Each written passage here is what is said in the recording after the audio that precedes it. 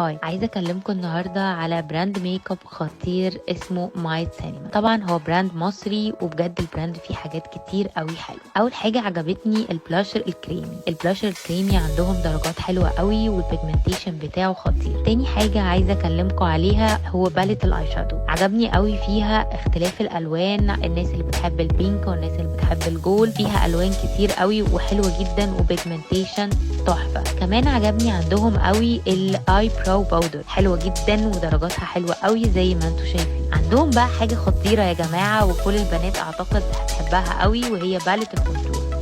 باليت الكونتور فيها كونتور وكونسيلر، كمان باودر وكريمي للناس اللي بتحب تعمل كونتور باودر. وكمان باليت البلاشر، واو الوانها تحفة.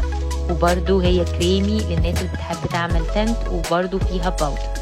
البراند فعلا خطير، وفي حاجات كتير قوي حلوة، وانا جربت كل الحاجات وفعلا تحفة، ولازم تجربوه.